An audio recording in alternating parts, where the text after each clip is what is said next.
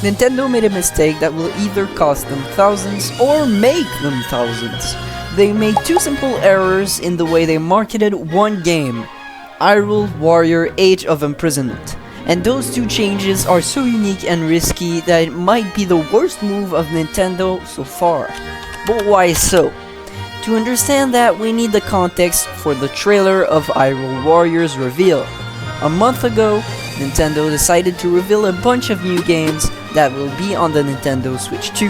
Out of nowhere, a trailer for Hyrule Warrior Age of Imprisonment is shown, but there's a reason for this specific trailer to be considered weird by many people, me and probably you too. That first reason is not the worst one, but let's start with this. Why did Nintendo make a new game from a trilogy? We were sure at 100% that the world of Tears of the Kingdom and Breath of the Wild was gone.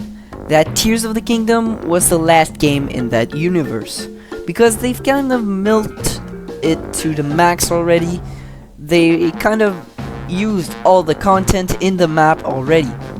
Age of Imprisonment opens a new array of possibilities that are really frightening.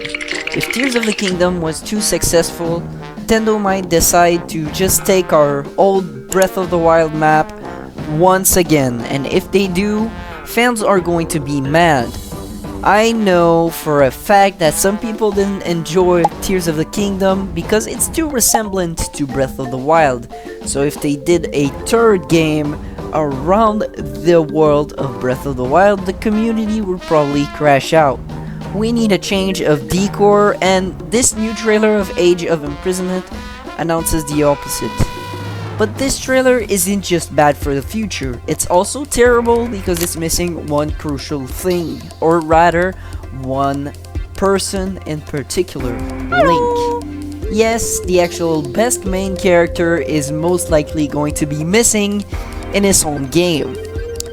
This makes sense in the lore since in Age of Imprisonment, the story takes place in the past, which means it's before Link was even born, when Zelda goes back in time in the actual Tears of the Kingdom game. Except if they pull an Age of Calamity thing like they did back in the Age of Calamity and like take Link out of nowhere. But having this appreciated character missing might be horrible for Nintendo because normally every game comes with this character. So by setting the expectations that our main character will be Link and that he will be present every game, it will be pretty risky to change it for Zelda because yes, it's most likely going to be Zelda. When you set expectations, you have to fill them out, and that's not what Nintendo does with this game. Everything depends on how they will execute this change. If done correctly, Age of Imprisonment will feel like a breath of fresh air for the community, and it will sell really well.